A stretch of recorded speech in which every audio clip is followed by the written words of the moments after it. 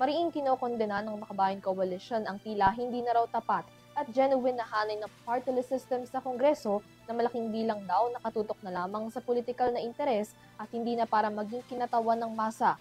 Mahalata na nila ito sa dami ng party list groups na kung hindi mula sa dinastiya, mga dati nang humawak ng matataas na posisyon sa pambansang pamahalaan. Ang kailangan daw ngayon, reforma sa sistema pagdating sa party list groups at nominees nito. Narito ang detalye. Panahon na para amyendahan at repasuhin ang Party List System Act para masigurong uupo sa Kongreso ang mga partidong totoong para sa masa. Ito ang pangunahing layunin ng Makabayan Coalition sa paghahain nito ng House Bill No. 6133 Non-Genuine Party List Group and Nominee Act na layong maglatag ng mga pagbabago sa sistema ng mga party list groups.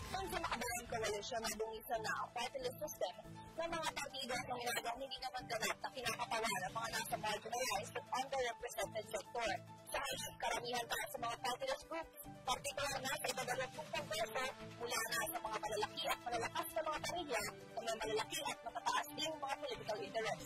Upang masiguro na mapupunta ang upuan sa mga genuine party list groups, naglatag ang Makabayan Coalition ng mga dapat na maging amyenda sa Party List System Act.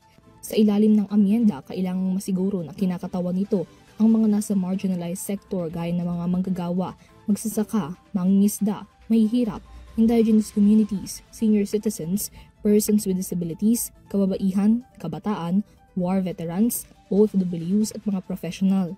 Sabi ng Makabayan, hindi dapat mabigyang rehistro ang mga party list groups na walang patunay na totoong kumakatawan para sa mga marginalized at underrepresented sector. Hindi rin daw maaaring maging nominado sa party list ang sino man na kasalukuyang nakaupo sa anumang posisyon sa Kongreso at na hindi rin dapat basta-bastang mapalitan ng pangalan at order ng mga nominado maliban na lamang kung sila ay deceased person. Sa ilalim ng panukalang batas, hindi na rin anila dapat maging kwalipikado bilang party list nominee ang sinumang individual na dati nang naluklok bilang vice mayor, mayor, vice governor, governor, district representative, senator, vice president at presidente.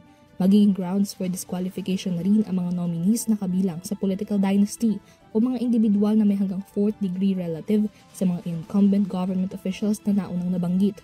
Para sa mga appointed o mga nanungkulang bureau chief at miyembro ng gabinete, maging ang mga naging provincial director ng PNP, battalion commander ng AFP at iba pang matataas na posisyon, kailangang 5 taon nang wala sa mga nasabing posisyon bago payagang maging party list nominee. Ang sinumang contractor ng mga government projects, individual, incorporator, director, officer, at iba pang kaugnay na posisyon bilang kontratista, diskwalipikado na rin dapat para maging party list nominee. Gayun din ang mga individual na mas malaki ang kita kumpara sa base pay ng mga party list members ng Kongreso ay hindi rin daw dapat maging kwalipikado bilang nominee. Bukod dito, kailangan din magsumite ng mga party list nominees ng kanilang acceptance of nomination, pinakabagong income tax return at SALN na bukas din sa publiko. Para sa Hero TV News, sumasaludo sa bawat Pilipino.